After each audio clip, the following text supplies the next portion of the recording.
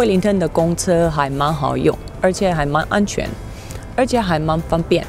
我觉得你去买一张 Snapper 卡，还有用 Google 地图，你就可以用公车。Taking a bus in Wellington is relatively easy and quite affordable, as long as you have one of these, which is a Snapper travel card, and you have a data SIM card in your phone so you can look at Google Maps. I am in Oriental Bay, which is sort of downtown Wellington. So let's say, for example, I wanted to go up to Lower Hutt, which is about 13 kilometers up the coast. So if I have this card, I just swipe it on the bus and the fare and everything will be deducted and calculated. Otherwise, you have to spend a bit of time figuring out how many zones you're going through if you want to buy a cash ticket. So that's why I suggest you get one of these. Then taking a bus becomes quite easy, actually.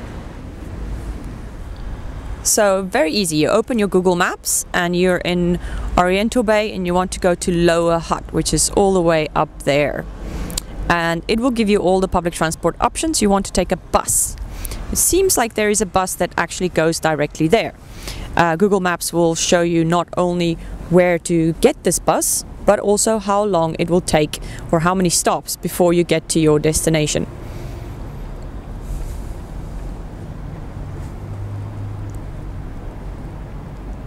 The one thing Google Maps doesn't show you is how much the bus fare will be, and for that you need to understand the zones of Wellington, because your bus fare is going to be calculated in terms of how many zones you travel through.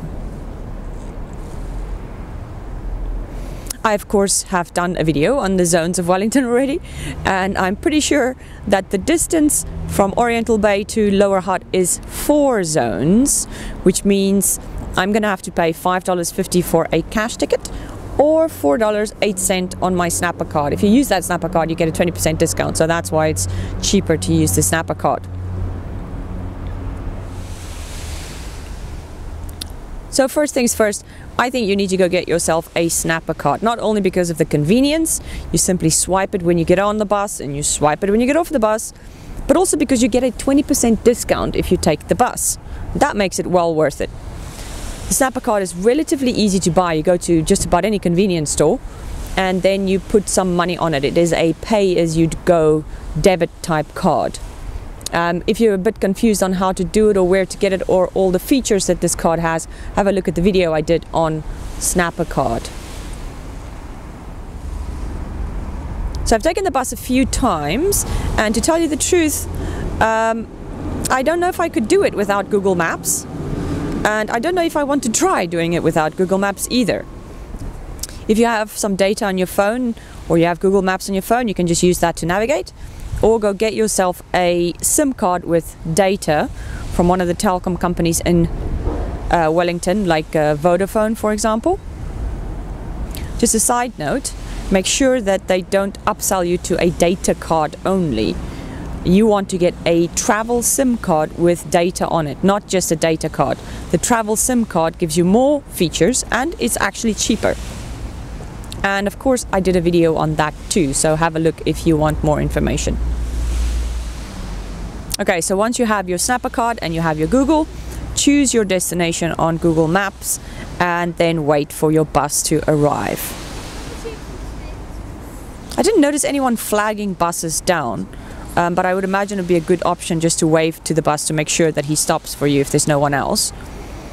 Now if you have your Snapper card, you simply get on the bus and you swipe it at the Snapper card reader at the front door of the bus. Another side note, I think in New Zealand it's a rule of thumb that you get in on the front door and you get off at the back door of the bus. I didn't see anyone else do it the other way around.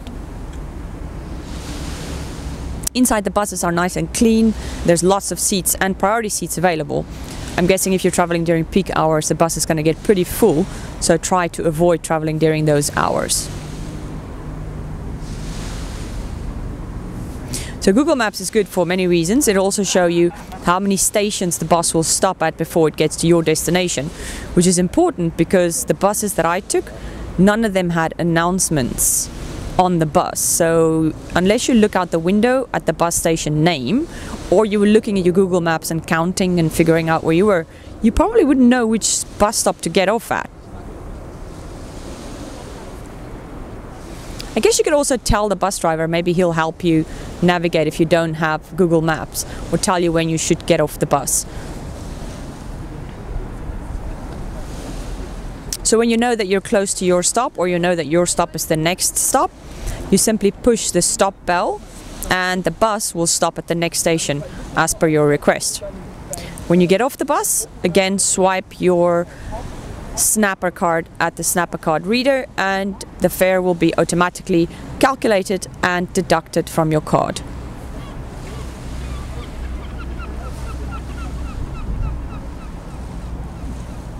If you decide that you did want to pay cash for your bus ticket, it gets a little bit complicated because you need to figure out how many zones you will be traveling through in Wellington. One zone is usually around $2, two zones like $3.50, and then three zones is like $5, and so on and so on.